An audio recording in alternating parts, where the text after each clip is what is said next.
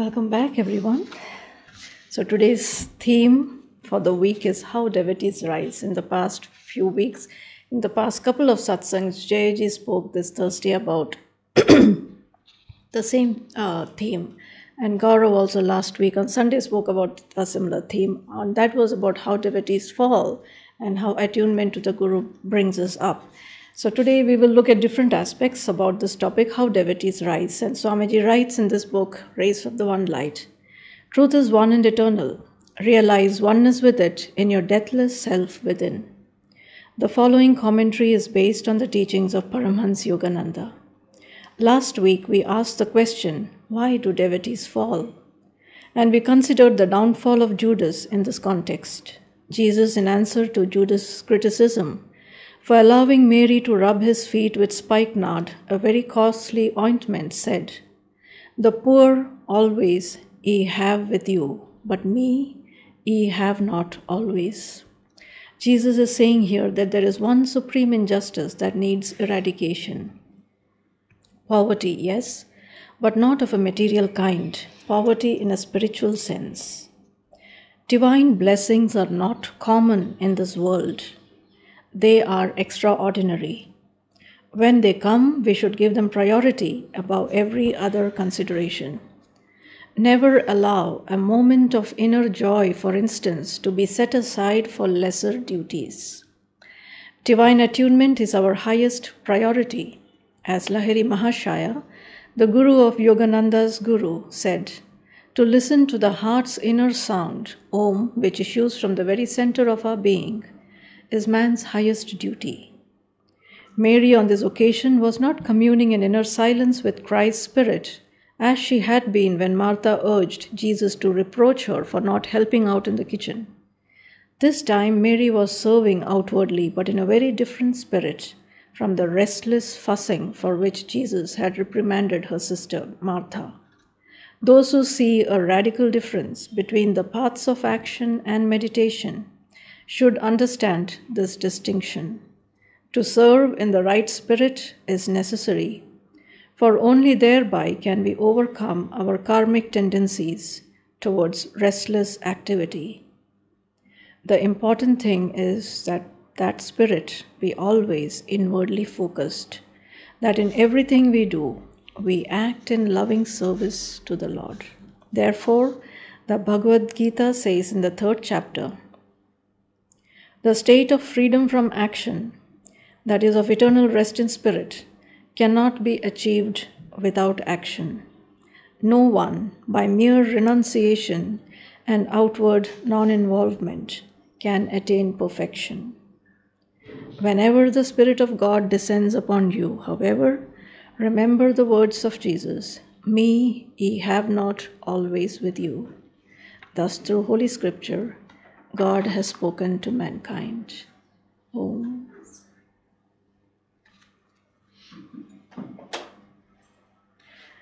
In this world of duality, as long as we identify ourselves with waves on the ocean, we will rise and we will fall. We will rise and we will fall. And that is the rhythm of duality. The path, the spiritual path, is not a linear way forward. Yoganandaji said it is a spiral staircase. And we can find ourselves on higher octaves of that spiral staircase or on lower octaves also of the spiral staircase. It's not necessarily that we are always moving forward. We might also go backwards. And indeed, that is the truth, that every time we make a step forward towards progress, that is consciously contested by the power of Maya, which Yoganandaji called Satan, and which pushes us backward. That push backward towards darkness will come as unwillingness, confusion, lack of clarity, or even a lack of devotion or support towards the goal that we had professed that we want to give our energy to. In the autobiography of a yogi, there are 2 stories I thought we can take up. One is that of the Mohammedan wonder worker. I don't remember his full name, but his first name is Afzal. I don't want to say Afzal Khan because Afzal Khan was also, I think, Shivaji's tormentor. So his first name is Afzal. And his guru gave him a special, gave him special blessings that revealed to him an astral realm of special powers. Now, because the boy had good karma, the guru gave him that liberty, and he said, use these powers or these yogic abilities to further your good karma. Use it for humanitarian reasons. And so Afzal, and he performs tapasya, meditation for a long time, probably 15-20 years. And when he awakens to these powers within him, he begins to enjoy these powers and he begins to misuse them. Whatever he would touch and replace would disappear. So he would touch costly, things, ornaments, gold ornaments. He would pick, he would replace, and then in front of the jewelers, if he entered a jeweler shop, in front of the jeweler, the gold would vanish. And so he began to create a storm in the city. And until one day, in like manner, he noticed a fakir coming towards him, and the fakir had a ball of gold in his hand. And he said, gold. And the fakir says, this is the only this is the only wealth I have. And the fakir seemed like an old, frail person. And Afzal, pretending to just, look at the gold, he touches the gold and he gives it back to the man. And of course, and then he turns away and walks. And of course, the gold disappears from the fakir's hand. And the fakir begins to shout out, oh, you've stolen my gold is gone. And then he hears the authoritarian voice of his guru, stop. You have misused your powers. You were given these powers to serve humanity, but I see that you're using it to serve yourself. Your powers will now be taken away. Now the good thing is that Afzal repented. He took cognizance of where he had slipped in his pursuit of power and happiness in the material world, and he apologizes to his guru. And then the guru gives him the blessing, now go and repent. And he said, yes, I will spend the remaining days of my life in meditation and God communion. And he reclaims his blessings from the guru. Now, the other story is that of Kumar, who was in Yukteswarji's hermitage with Master. And we all know Sri Yukteswarji had a special fondness for Kumar. And but as we know, I don't want to repeat the whole story, but as we know, Kumar began to get into bad ways, bad behavior, bad attitudes, and one day, against his guru's advice, he decides to go back to his village. And when he comes back from the village, he was a changed man.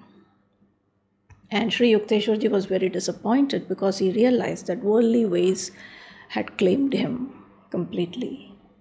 And now he was completely oblivious of the Guru's power, blessings, so much so that ultimately Yukteswarji had to tell Master to ask him to leave the ashram. He had an avatar with him right there, but he wasn't able to open his heart to receive the Guru's blessings. His fall became, now no fall is permanent, Swamiji writes. A fall is temporary, but it can be a hard one on the spiritual path. There are many stories that Yogananda ji shares about his time, Swamiji shares about his time with Yogananda, when many times he would say people would come and leave the Master's ashram.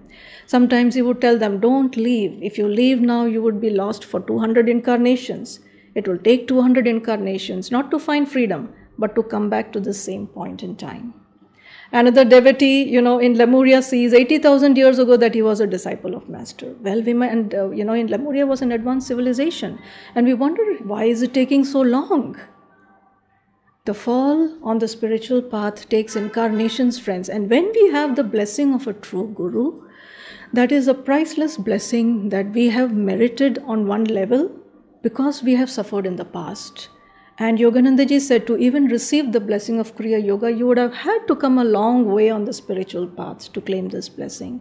But how often, unmindful of our own past, we forget that we have suffered to be given this elixir of life, this pranayam, and we begin to become disrespectful, irreverent, I don't have time to practice, I will do it tomorrow, or, maybe I'll come back next year, I need to take a break. Endless are the distractions of Maya. But what Swamiji reminds us is, when we fall, God is always there. It's interesting. It's an interesting law of Maya again. When virtue descends, when virtue descends and vice is climbing, I send my awakened sons as a light. When we walk in darkness, the light is shining to help us. It's just that because we are so caught up in darkness, we don't see the light. But Swamiji says, choose the light. Now, this does not just come naturally, friends, that, light should be shining in front of me. Light is hidden. It's one of the principles of light that God comes as a babe in the manger, as a babe in a prison cell. He does not declare himself with effulgence and radiance and the royalty that he truly is. He comes hiding. Why?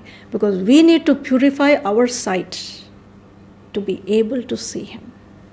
Otherwise, we are not worthy of it. But the principles to the teachings of yoga are given to us. It's now up to us to apply the teachings and to then see what is hidden behind the sunbeams. As Lahiri Mahashaya tells Yukteswarji when he came into the room, Shri Yukteswarji was unhappy with Babaji because Babaji, vanished in the brief moment that Yukteswarji went to get sweetmeats from his home. And so when he came to Lahiri Mahashaya's house, and he starts talking with Lahiri Mahashaya, and Lahiri Mahashaya says, didn't you see Babaji, Mahavatar Babaji hiding behind the sunbeams? He said, no. And Mahavatar Babaji tells him, you need to meditate more. It's not the fault of the masters that we cannot see them. It is our fault if we cannot see them or feel their presence or their blessings. So how do devotees rise? Willpower, it takes energy, it takes attunement. There is this wonderful story of a woman who was a cook in Mount Washington. Now, she was a big person and had the strength of carrying load that 2-3 people would be needed to carry. So she was a very strong woman. But few knew the truth that in her childhood she suffered from polio. And she was bedridden, crippled. In deep grief, but with deep willpower, when nobody was looking at her, she would tell herself very strongly, I'm not going to be a cripple for the rest of my life. And so when nobody was looking at her, she would crawl out of bed, crawl to the wall, force herself to stand up against the wall and hold herself there with energy and strength. And she would repeat this day after day, month after month, until one day, miraculously, after years, she was able to stand up on her own. And she grew to be a very strong woman. Well, that's how we want to rise above our difficulties. Now, she could have chosen that as fate and destiny and said, well, I will do what I can. That's not what a devotee will want to affirm. Master would say, do what you ought to do, not what you can. Because what you can is limited by your ego. But when you choose to do what you ought to do, which is the right thing to do, God's grace and power starts to flow into you. This is also a law. You don't have to go looking, God, are you there behind me? I'm going to jump off this cliff. You have to have the faith that when you're doing the right thing, God's power is right there with you. But pray. Christ would tell his disciples, very quickly we begin to launch into our plans and use the power of your own intelligence. And it is after you have exhausted all your resources that you come praying to me. And you said it should be the other way around. You should start with prayer. And then draw my presence into your plans, into your activities. And I often bring in class Yoganandaji's principle on energization exercises. Tense with will, relax and feel. In this life, in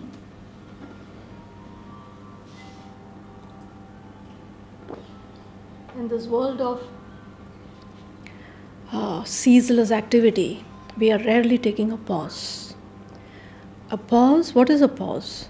A pause is that moment where you enter into your inner center, into the divine presence, and you're communing with God to know, am I really an open channel for you?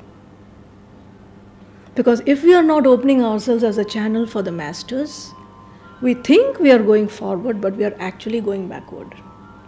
And an interesting point Swamiji shares, he says, when we are not being tested, we are actually going backwards. There is no stagnation in this world of duality. Either you are moving forward or you are moving backward. So he said, when you are not being tested, and if you are not consciously keeping your attention on the divine, he said, you're moving backward, you're sliding backward. I want to share another story, and here I want to bring out willpower, energy, enthusiasm. That is our self-effort. And simply the awareness of these teachings is sufficient to put it into action. And we must know that not putting into action will not get us anywhere. You will be comfortable where you are, but you will not get where you want to be. But that's a choice we have to make. Another point that I want to bring out is the power of fellowship, of satsang. There is this beautiful story of this man. This is in those early times of France, when there was a revolt against the king. And there was no bread for people poor people in the towns, in the cities. And so there is this family that is very hungry and starving. And this man sees his sister and his sister's child starving for food. And there is no bread in the house. So he steps out of the house, but no one gives him, he doesn't have the money to buy bread. And so he comes to this shop. He gives whatever he has, but the shopkeeper refuses to give him bread because he does not have sufficient money. So when the shopkeeper is not looking, he steals the bread. He steals the bread, and as he is running away, he's caught. He's caught and he's put in prison. And he spends 19 years in prison. And those times in prison were not easy for him. It made him cynical, critical of ways of goodness, that goodness doesn't work in this world. He becomes like the other prisoners in the prison. But he lives a good life in the prison without inciting trouble. And so after 19 years, he is given parole. And he is out on parole, but of course he carries that certificate that he has been in prison and that he is on parole. It is to warn society that it's a prisoner out on parole. So now he wants to live an honest life. So he tries to find a job. Well, then they ask him his whereabouts, where are you from, what do you do? He has to show him that paper. They reject him.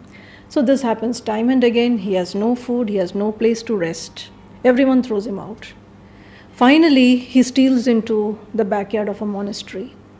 And the priest is coming to close the gates, and he sees this man, and he thought, he's also coming to throw me out of this place.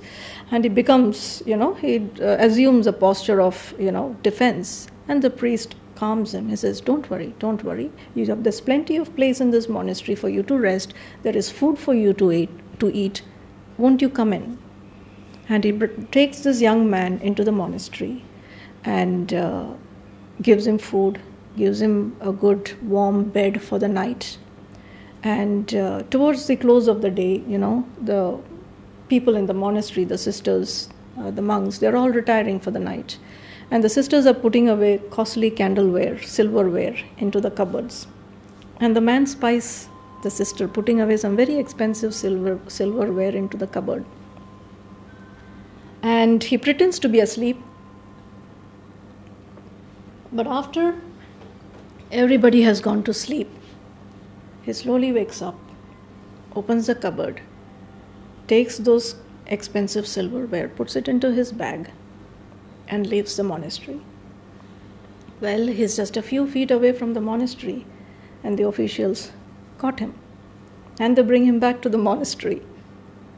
And the officials in the morning, they tell the priest, this man, he was running away with your costly stuff, but he says you gave it to him.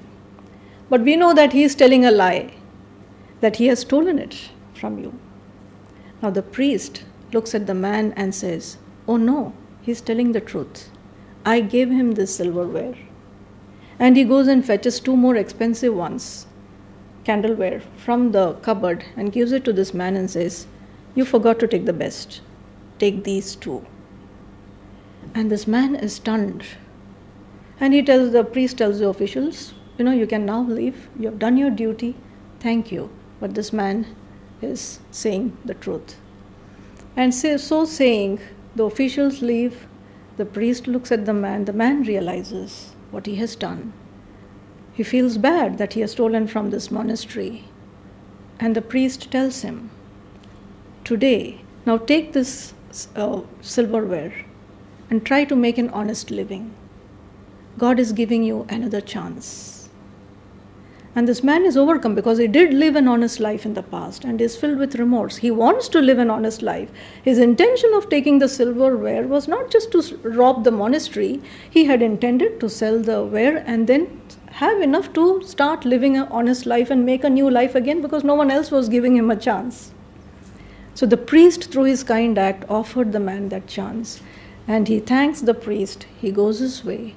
And the story goes on. There are further parts to the story. But he does well. He makes an honest living. He goes on to become the mayor of his village. But we won't go further than that for the purpose of our story. Where I want to bring our emphasis and our reflection on is the role of the priest in being that channel for God, to awaken the soul, the divine consciousness. Because every one of us has the light. But situations, circumstances, often in the power of duality, we can be sabotaged by the darkness that is also within us. As we make the journey towards the light, we sometimes will be caught unawares by this insidious appearance of darkness in our life. And then each one of us can support one another in lifting the other up. And this is very important. That is the only purpose we are here. As Swamiji said, I want to find God and I want to share Him with others. It is a purpose we are here, to be a channel for God, and by being a channel also to uplift ourselves and to uplift others. So that is the only purpose we are here. Our jobs, Master says in one of his conversations in Yogananda, jobs, friends, possessions, in and of themselves, they mean nothing.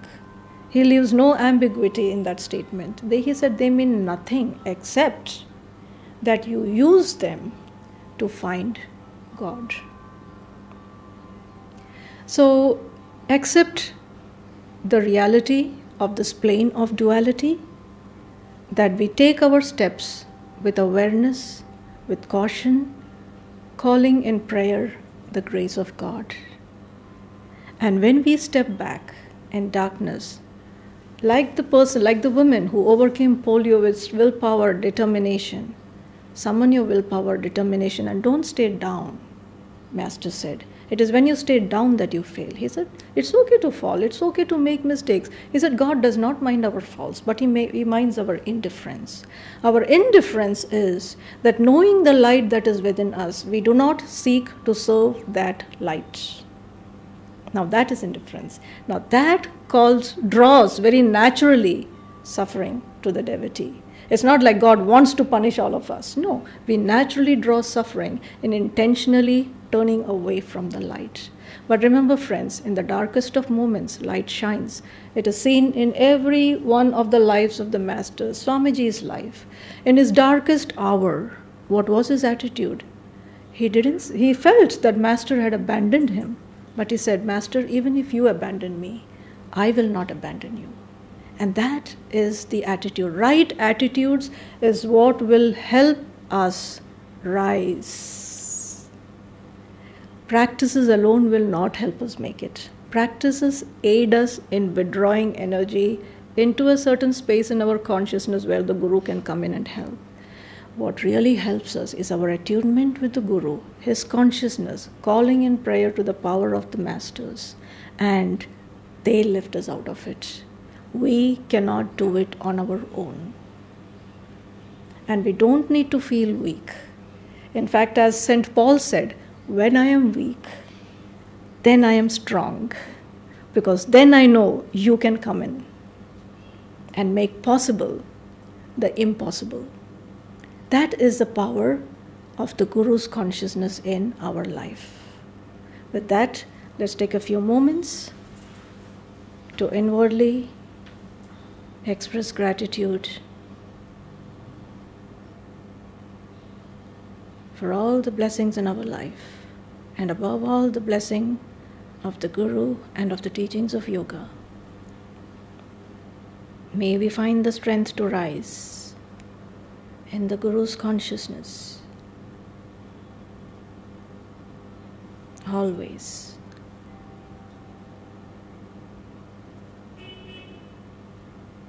Om Shanti Shanti.